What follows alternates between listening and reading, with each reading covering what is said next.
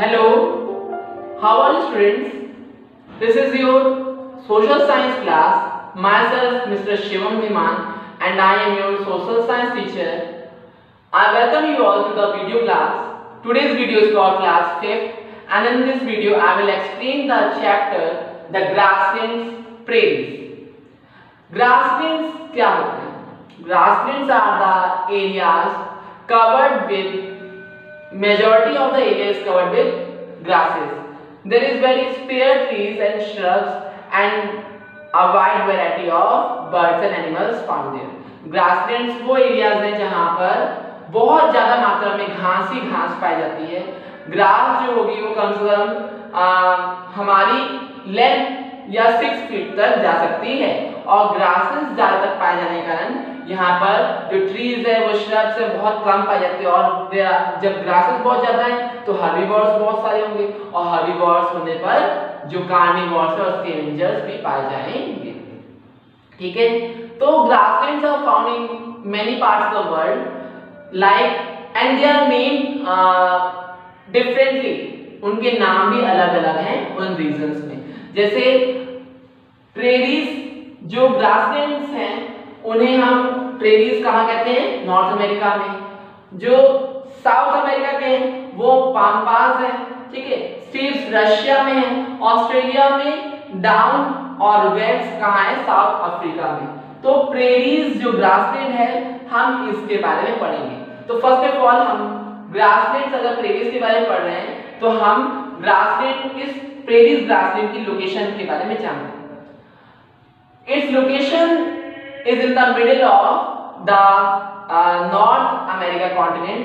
जब हम ग्रासलैंड्स की बात करते हैं तो प्रेरीज को अगर हमें कभी हायर क्लासेस में वर्ल्ड मैप पे लोकेट करना हो तो हम इसको कहाँ लोकेट करेंगे? नॉर्थ अमेरिका में. ठीक है, and it's somewhat like shape in triangular. तो इसकी जो समवट जो इसकी कुछ शेप है वो बिल्कुल कैसी है? कुछ त्रिकोणीय या ट्रायंगुलर लाइक शेप है उसकी. और जो एरिया है वो कितना है? 1.4 मिलियन स्क्वायर माइल्स. ठीक है, तो 1.4 मिलियन स्क्वायर माइल्स जो है वो इसका एरिया है. और रॉकी माउंटेन्स वेस्ट से उसे बाउंड किए हुए, कवर अप किए हुए और रिवर ओहियो ईस्ट से. ठीक है, तो जो प्रेरीज है वो अगर हम एटलस में या मैप्स में अगर हम उसको लोकेट करते हैं या देखते हैं तो वो कैसा नजर आता है? Something like which is in triangular. ठीक है, अब the grasslands prairies have two rivers which are known as Mississippi and Missouri.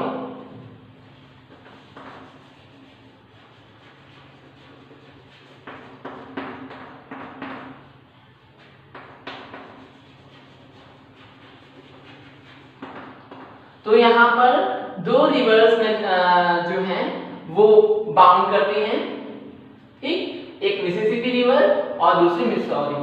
और ये जो ग्रासलैंड्स हैं वो कई मेजर सिटीज को अमेरिका में कवर करती है, जैसे शिकागो, टेक्सास और डैलास. इन सिटीज को कवर अप करती हैं. क्लाइमेट की अगर हम बात करें तो प्रेरीज में the climate in the prairies is very extreme. तो प्रेरीज में जो क्लाइमेट है वो बहुत एक्सट्रीम है. There is an extreme climate and found in the prairies and the temperature is also very high. In summers the temperature becomes very hot, means summers are very hot with the temperature 20 degrees Celsius and winters are cold with temperature of minus 20 degree Celsius. तो summers जो होते हैं बहुत गर्म होते हैं और जो विंटर्स है वो बहुत फ्रीजिंग हो गए -20 डिग्री सेल्सियस. ओके, तो यहाँ पर एक लोकल विंड चिनूक जो है वो ब्लो करती है. लोकल विंड जो है चिनूक ब्लो करती है इन रीजन्स पे जब टेम्परेचर बढ़ता। और हम अपने ही देश की बात करें, when we are talking in the India about India, we have heard that Lu are the strong hot winds that are blown during the summer season। तो लू के बारे में सुना ही है।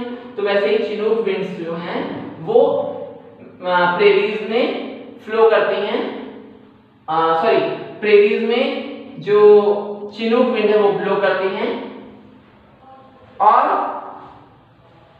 जो वाइल्ड लाइफ है, अब we have known the system of nature. अगर हम नेचर के सिस्टम को समझें तो जिस जगह पर प्लेंटी जो चीज अवेलेबल होगी उस टाइप के स्पीशीज वहां पर प्रेजेंट होंगे। अगर वाटर बहुत फ्रेश है तो वहां फिशेस बहुत अच्छी होंगी, ठीक है। सी एनिमल्स सलाइन वाटर में ही पाए जाएंगे, ओशियंस में। तो कहने का मतलब ये है कि अगर हर्ब्स जो हैं, प्लांट्स जो हैं, ग्रासेस इस एरिया में ज्यादा पाए जा रहे हैं, there are majority of the land is covered with majority of grasses, so there are a wide variety of herbivores। और herbivores बहुत ज्यादा हैं तो फूड चेन में आपका कार्निवोर्स भी प्रेजेंट होंगे, और कार्निवोर्स बहुत ज्यादा हैं तो स्केवेंजर्स प्रेजेंट होंगे या ऑम्निवोर्स प्रेजेंट होंगे। तो वैसे ही अगर हम बात करें तो यहाँ पर coyote, fox, prairie dog animals पाए जाते हैं, ठीक। और बर्ड्स में यहाँ golden eagle, falcon, hawk birds पाए जाएंगे जो कैसी बर्ड्स हैं, स्केवेंजर या छोटे जीवों पर को खाने वाली हैं, जैसे रैट्स हो गया, है ना। और अमेरिका का तो नेशनल बर्ड ही है, नेशनल बर्ड क्या है, eagle, okay.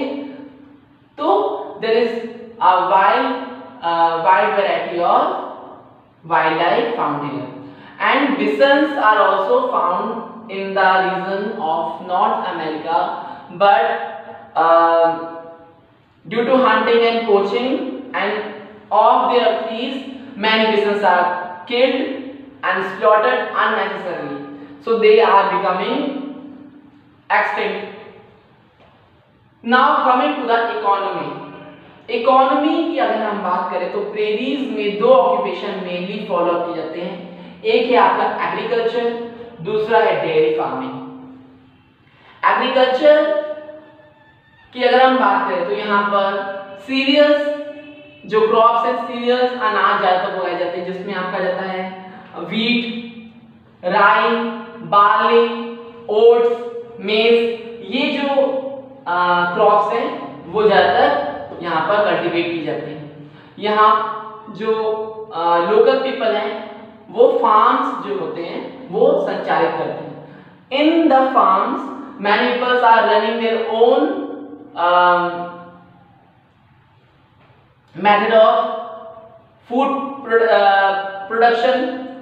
They are producing their own food and gaining profit by selling the cereals to the selling the crops to the government, thus increasing the economy। तो यहाँ पर जो लोग हैं, सरकार जो है वो स्वच्छंद रूप से लोगों को कल्टीवेशन के लिए जमीन अवेलेबल कराती है, और लोग वहाँ पर हॉर्टिकल्चर या एग्रीकल्चर या आपका गार्डनिंग करते हैं और क्रॉप्स उगाते हैं, और क्या करते हैं, उसको डिस्ट्रीब्यूट कर देते हैं विदाउट कॉस्ट या गवर्नमेंट को प्रोवाइड करते हैं, जिससे कि इकोनॉमी बढ़ती जा रही है। और डेयरी फार्मिंग भी यहाँ पर फॉलो होती है। नॉर्थ अमेरिका में रैंचेस या लोकल फार्म्स चलाए जाते हैं, और जो काउ बॉयज होते हैं, जो कैटल्स होते हैं, उनको संभालते हैं और उनकी देखभाल करते हैं। तो जो काउस है, बफेलोज है ना, उनको फीड किया जाता है, और साथ ही साथ उनकी मिल्किंग की जाती है, तो मिल्क प्रोडक्शन पर बहुत ज़्यादा ध्यान दिया जाता है, because milk is the main ingredient of all the supplements of the body and we need it very thoroughly because for our growth, and milk contains protein, that's why people are consuming milk. Okay, तो जो milk है उससे कई wide varieties की चीजें बनती हैं। जैसे आप जानते हैं कि चॉकलेट में भी मिल्क का यूज किया जाता है, और साथ ही साथ कोकोआ आजकल जैसे कि हमारा मिल्क है उससे चीज का प्रोडक्शन किया जाता है, और चीज की जो मांग है वो वर्ल्ड में बहुत ज्यादा बढ़ रही है। There are various type of चीज which people are fond of, like mozzarella or cottage cheese and etc. So to meet with the world's trade competition and for their own benefit, the peoples are following the dairy farming.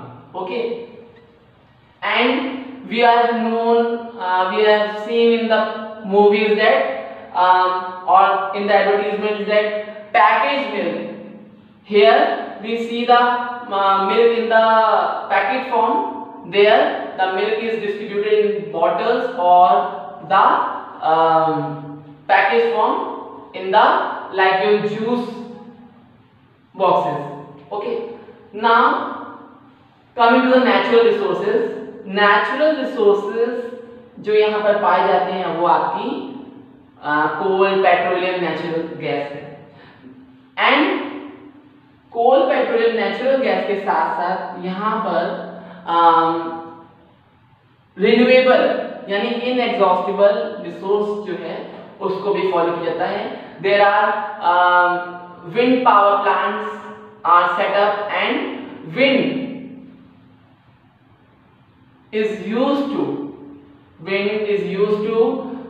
generate electricity. So there are many plants set up by the government for production of energy, and the wind energy is used as a resource without harming the environment. So this makes the features of this grassland very unique. And prairies is also known as the wheat basket of the world, or the wheat bowl of the world. So because there is surplus production of wheat in this grassland. So this was the chapter explanation. I hope you must have understood about the chapter. Thanks for watching this video. Please press the like button, share and subscribe to the channel. Have a nice day friends. Bye.